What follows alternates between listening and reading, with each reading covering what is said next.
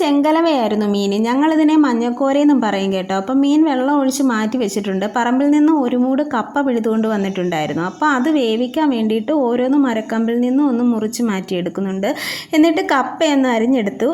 അതിനുശേഷം മീനെല്ലാം ഞാനൊന്ന് വെട്ടി വൃത്തിയാക്കി എടുത്തിട്ടുണ്ട്. കൂടാതെ നമ്മളൊരു പാവയ്ക്ക മെഴുക്കുവരട്ടി വെക്കുന്നുണ്ടായിരുന്നു. അപ്പോൾ പാവയ്ക്ക മെഴുക്കുവരട്ടിക്കുള്ളത് അടുപ്പിൽ വെച്ചിട്ട് ഇപ്പുറത്തെ അടുപ്പിലേക്ക് മീൻകറിക്കുള്ളതും കൂടി വെച്ചു. അപ്പോൾ ചട്ടിയിൽ ഉലുവ പൊട്ടിച്ച് ഉള്ളിയും പച്ചമുളകും ഇഞ്ചി വെളുത്തുള്ളി അതെല്ലാം ഒന്ന് വഴറ്റിയെടുത്ത് അതിലേക്ക് മുളക് പൊടി മല്ലിപ്പൊടി മഞ്ഞൾപ്പൊടി അതെല്ലാം കൂടി കുറച്ച് വെള്ളത്തിലൊന്ന് കലക്കി ഒന്ന് ചേർത്ത് കൊടുത്തു. അപ്പോൾ അരപ്പെല്ലാം നല്ലതുപോലെ എണ്ണയിലൊന്ന് മൂത്ത് വന്നതിന് ശേഷം കുടംപുളിയും ആവശ്യത്തിനുള്ള വെള്ളവും കൂടി ചേർത്ത് അരപ്പ് ഞാൻ തിളപ്പിച്ചെടുത്തു. എന്നിട്ട് മീൻ അതിലേക്ക് ചേർത്ത് കൊടുത്തു.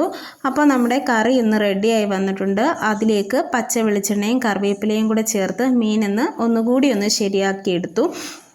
അപ്പോൾ തന്നെ നമുക്ക് പാവയ്ക്ക മെഴുക്കുവരട്ടിയും റെഡിയായി കിട്ടിയിട്ടുണ്ടായിരുന്നു. പിന്നെ ഞാൻ കപ്പ വേവിക്കാൻ വേണ്ടിയിട്ടാണ് പോയത്. അപ്പോൾ ഈ കലത്തിലാണ് ഇന്ന് കപ്പ വേവിക്കുന്നത്.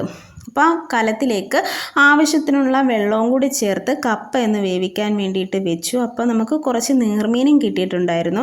അത് ഞാനിന്ന് പച്ചക്കുരുമുളകും വെളുത്തുള്ളിയും കൂടെ ചേർത്തിട്ടാണെന്ന് വറുത്തെടുക്കുന്നത്. അപ്പം മുളക് പൊടിയും മഞ്ഞൾപ്പൊടിയും ഉപ്പും കൂടി ചേർത്ത് കൊടുക്കുന്നുണ്ട്. അങ്ങനെ മീനെല്ലാം ഒന്ന് വറുത്തെടുത്തിട്ടുണ്ട്. അപ്പോൾ നമ്മുടെ കപ്പയും റെഡിയായി കിട്ടിയിട്ടുണ്ട്. അത് ഞാനിന്ന് കടുക് വറുത്താണ് എടുക്കുന്നത്.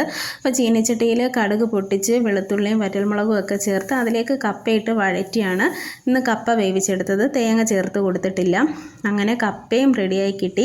അപ്പോൾ കപ്പയും മീൻ കറിയും മീൻ വറുത്തതും രസവും പാവയ്ക്ക മെഴുക്കുവരട്ടിയും എല്ലാമായിരുന്നു ഇന്നത്തെ കറികൾ. അപ്പോൾ ഞാൻ കഴിച്ചത് കുറച്ച് കപ്പയും മീൻ കറിയുമാണ്.